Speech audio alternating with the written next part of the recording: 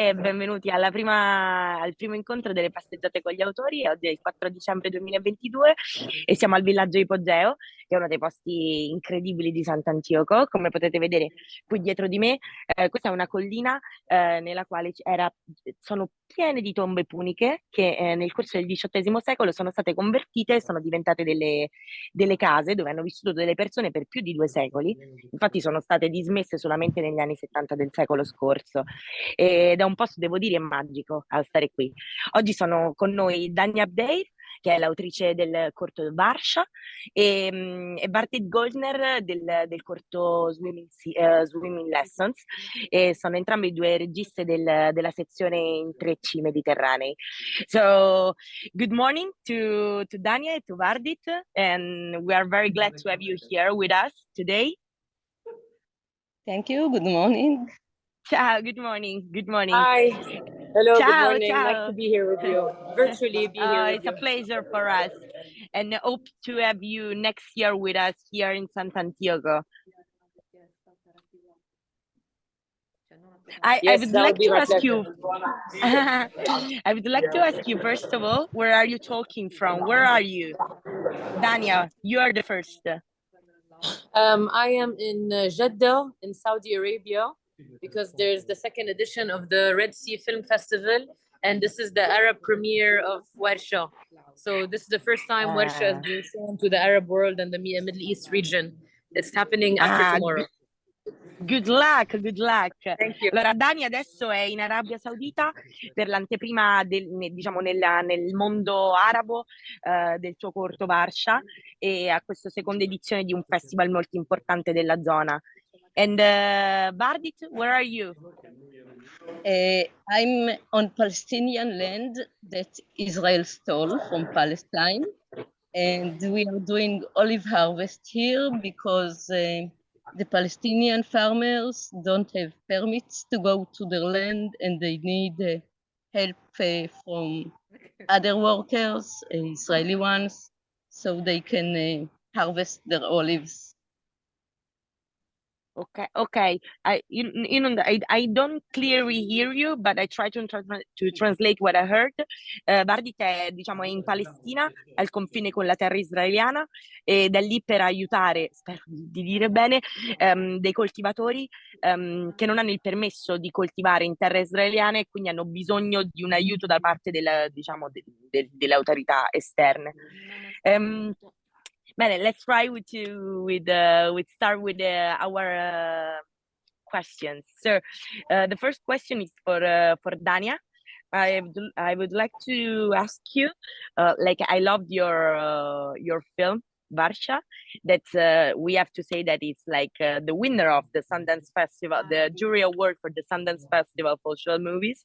Cioè, il film di Dania è stato il vincitore del premio speciale della giuria al Sundance Festival per la sezione dei cortometraggi per questa edizione, quindi un premio importantissimo. Ti volevo chiedere come ti è venuta in mente l'idea di dare al protagonista la passione è una passione veramente molto specifica. So, Dania, I would like to ask you, how did you get to give to your main character the passion he has, like this passion for the dance that he has, that it's very unusual and unexpected? So first of all, thank you for your kind words. The film was the story of the film was very much came to life after I met the actor. So I saw a crane operator praying on a crane, and this is when I started to have the idea. I want to make a short film from the point of view of an operator and to see his life in the captain, see him go up.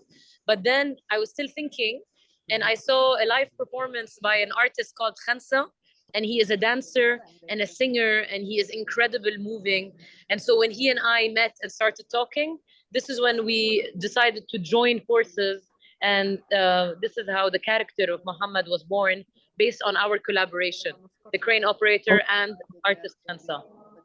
Ok, quindi ci diceva Dania che diciamo, l'idea di questa, perché appunto perché il protagonista del corto, per chi lo vedrà, è appunto un danzatore in realtà, e il fatto che lui sia un danzatore è una cosa assolutamente inaspettata all'interno del cortometraggio. Il modo in cui diciamo, questo personaggio si crea è attraverso l'unione di due cose di cui Dania si è appassionata. Cioè, lei è partita dal presupposto che voleva raccontare la storia di un operatore di una gru, perché le sembrava visivamente interessante, che potesse portare una storia molto interessante. Poi è andata a vedere uno show di un artista che faceva questa danza, che poi farà il protagonista del cortometraggio all'interno del corto, e quindi ha detto perché non unirle. And I found it amazing, actually, because you cannot expect to see him doing things like this. So it's so strong, it's so powerful. So brava. Thank you so much. Grazie. And for Bardit, I would like to ask you, can you explain us something more about your field of research, study, and interests? Because I saw that you are like very focused on the Israeli Palestinian conflict. So I want to know, and I would like to, if you can like explain us much more about it and your path. So just I translate, dicevo, Bardit, diciamo, volevo chiederle di spiegarci più approfonditamente il suo percorso, la sua area di studio e di ricerca, perché ho visto che appunto si interessa e ha un focus sul conflitto israelo-palestinese, e quindi avevo interesse a capire come lavorasse, diciamo, quale fosse la sua professionalità. Ecco. You go, the stage is yours, Bardit. I belong to several groups that do human rights activities, and in Palestine and also in Israel. And with this activity, I get to know a lot of problems that people who are not Jewish face in the area. And all the world knows about problems in Palestine, but fewer people know about the discrimination and other problems in Israel. So you're right. Yeah, this film is about the discrimination of the Bedouin, the Arab Bedouins in Israel, and it was filmed in a village that was demolished by the Israeli authorities, but the people continue to live there, and at the moment they live in the nearby cemetery. The houses were demolished again and again, but in the cemetery they are not demolished yet. And it talks about lack of swimming pools. The Bedouins are not allowed to enter to swimming pools in Jewish localities in the area. And they don't have swimming pools of themselves. Only 5 years ago, the first swimming pool was built, and it's supposed to serve 200,000 Bedouins. So they don't get swimming lessons, and when they get to the sea, it's very dangerous for them.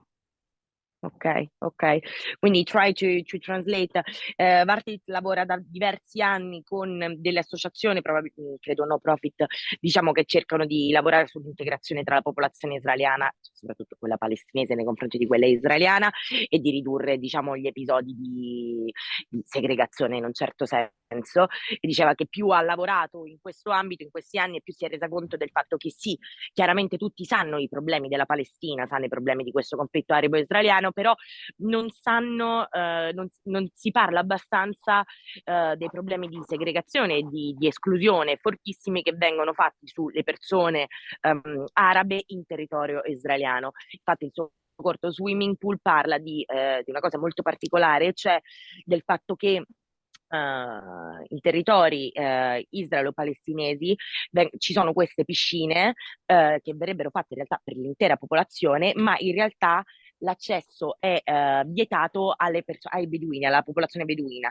E la motivazione data per questa impossibilità di entrare è il fatto che le persone beduine non hanno avuto un'istruzione in termini di, cioè non sanno nuotare, ma questo è solamente un modo, uno specchietto per le allodole per non permettere l'integrazione, chiaramente. E quindi lei si impegna affinché di questi temi si parli sempre più spesso. Ecco, grazie. It was very strong. Your short movie was very strong because, of course, like it tells you something that, of course, you don't know. So it's very strong for me. It was strong. I would like to ask you to Dania, but I'm very very curious to know something, because in your short movie it's full of scenes that I cannot understand how they are shooted, because they are crazy. Diceva Dania, ci sono un sacco di scene nel suo cortometraggio che non riesce a capire da spettatore come possano essere state girate, perché sono folli. For example, there are some scene on the crane that I cannot of the main character who is dancing hanged to the crane, and I cannot understand how is it possible to shoot them. So I would like to ask you if you can tell us something about the filming of your work. Quindi volevo chiedere a Dania se ci raccontava un pochino più il processo di come ha girato le scene, diciamo, più complicate a livello tecnico del cortometraggio. Of course. So at first I wanted to shoot everything in reality. I wanted to shoot everything up in the cabin with a small crew. And I told my producer, I'm sure you can figure out the solution because I want authenticity. But then in 2018, we went up to shoot a teaser to fundraise. Mm-hmm. And when we had to go up the ladder, myself and the actor, I realized that this is very, very dangerous and very, very scary. Of course it is. It's impossible to shoot in reality. So I told my producer, okay, let's try to think of another solution. And then she met an amazing post-production house in France, VFX house. Their name is The Red Planet, La Planète Rouge. And they have a virtual production studio, which is a floor-to-ceiling LED wall. So instead of green screen, it's an LED wall, very high quality. We flew a drone in Lebanon from the height of a crane. We took 360 images and we sent them to the production studio so that when we got there to film, we can see the background of Lebanon from the height and almost as if you're on location because the quality is very good. And this is the same technology that they use on Marvel movies and Disney movies. So it's very new, very cutting edge, very expensive, usually not available for short films. But we were very lucky to collaborate with this VFX house. And we just brought a cabin and we just brought some chains. And then around us, it was the view of Lebanon. And most of it was shot this way. And some of it was shot with green screen. But most of it was shot this way. It's Unreal Engine technologies. Wow. So I tried to translate. I don't think I'm sure about everything because it's technically very, very, very heavy to understand. So allora, in realtà appunto chiedevo come avessero girato, mi diceva che, perché ci sono veramente delle riprese, se vedrete il corto ve ne renderete conto, assurde per essere un cortometraggio, quindi come hanno girato queste scene. E Dania mi raccontava che all'inizio lei voleva a tutti i costi cercare di girare tutto quanto in maniera autentica, vera, quindi lei voleva girare le scene sulla gru, sulla crane, con l'autore, cioè con l'attore di una piccola crew, ma quando hanno dovuto girare un teaser per fare poi fundraising, sono andati a girare sulla gru si sono resi conto che era una cosa pericolosissima e che quindi non si poteva fare. Quindi hanno detto dobbiamo trovare un'alternativa e hanno trovato questa diciamo, società di diciamo, virtual effect, credo, che ha creato hanno fatto un impianto che non è il green screen, ma una tecnologia più nuova, che è un pannello LED, qualcosa del genere, loro hanno fatto delle riprese a 360 gradi del Libano, e quindi loro, girando poi semplicemente dalla gru, successivamente avevano la possibilità di avere tutto lo sfondo intorno. Quindi diceva, è una tecnologia assolutamente all'avanguardia che è molto difficile che un corto possa avere. Quindi diceva, sono stati estremamente fortunati a poter collaborare con questa realtà. Beh, that's incredible. And so you shooted the short film in 2018? No, in 2020, 21. No. In 2018 is when we shot the teaser. This video just for me to decide. So okay, I will not shoot this. But we actually shot the film in 2021. We shot 4 days in Lebanon and 2 days in France in the studio. And if people want to follow us on Instagram at Wersha Short Film, we have images and explanation about how we shot it, the behind the scenes. I will. Quindi ci diceva che appunto no, poi l'ha girato nel 2021, hanno girato 4 giorni in Libano e 2 giorni in Francia, dove c'era appunto questo studio di visual effect.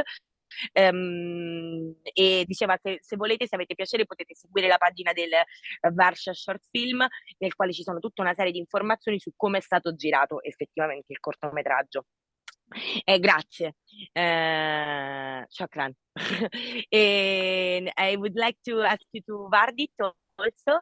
I would like to ask you to Vardit if you always have been working on documentary, if you also have worked for fiction films.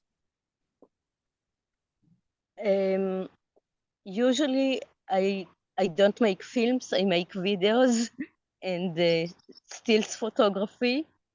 Okay. And yes, my videos and stills, they are mostly documentary. Okay. But this one is not a real documentary because it's not possible to learn to swim this way, because you must have water, because you need to learn how to float in the water, and you have to train the muscles. So this is a mockumentary more than a documentary. It's not real, it's fake, it's just a film. Ok. Quindi chiedevo a Vardit se avesse sempre fatto documentari, lei mi diceva, o se avesse anche lavorato a lavori di finzione, lei mi diceva, io diciamo più che fare film, eventualmente faccio dei video e fotografie anche. Diceva, nel caso invece di Swimming Lessons, in realtà non è un reale documentario, ma è un mockumentary, cioè diciamo, per i nostri spettatori italiani è un documentario finto, quindi c'è della finzione, viene scelta una storia e si finge che invece sia sotto forma di un documentario, perché diceva lo Swimming Lessons, che ci racconta appunto di dei bambini che fanno delle lezioni di nuoto per poter poi andare a nuotare nella piscina comunale. Diciamo, è impossibile insegnare a dei bambini a nuotare senza che ci sia l'acqua, chiaramente, perché è impossibile farlo. E quindi hanno deciso di ricostruire questa dinamica proprio, come dire, per critica politica, chiaramente. So thanks, and I would like to ask you, right now we are entering in the ethnographic museum, that is like a very nice place here in Sant'Antioco, because it's full of tools for all works, like ancient works that were made here on the island. Per i nostri spettatori italiani invece stiamo entrando adesso nel museo etnografico, che è un posto molto particolare di Sant'Antioco, dove sono conservati tutta una serie scusatemi, di attrezzi per dei diversi lavori di epoche, diciamo, più o meno recenti. And so, I would like to ask you, to both of you, maybe we can start from Dania, which are your next projects as a director? Quindi volevo chiedere quali fossero i vostri progetti, lo volevo chiedere a entrambi quali fossero i vostri prossimi progetti da regista.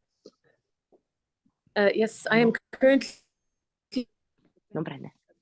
in development on called Wars, and it is set in Beirut. We have a first No, draft of I'm the sorry, script, Danny, I and we didn't are hear you because working on a second it's not draft. working very well, the Wi-Fi inside. Can you hear me now? Yes. Can you hear me now? Yes, I hear you. Hello, hello. Okay, sorry. I'm with I'm you. writing my first feature film. Ah, grande. The name is Pigeon Wars. Okay. Yes, it is a story set in Beirut, and we have a first draft of the script, and we are now working on a second draft. Hopefully, we can shoot it maybe next year. Beh, good luck, in bocca al lupo. Thank you. Dania mi stava dicendo che sta lavorando al suo primo film, diciamo il primo lungometraggio, quindi che si chiamerà La guerra dei piccioni. Hanno una prima versione della sceneggiatura e stanno lavorando alla seconda. E quindi spera fortemente di girarlo l'anno prossimo e lo gireranno in Libano. I mean, in 2 years, maybe not next year. In? I lost you.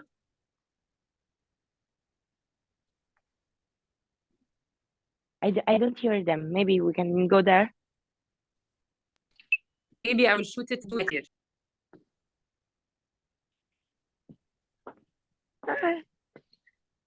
Say it again, please.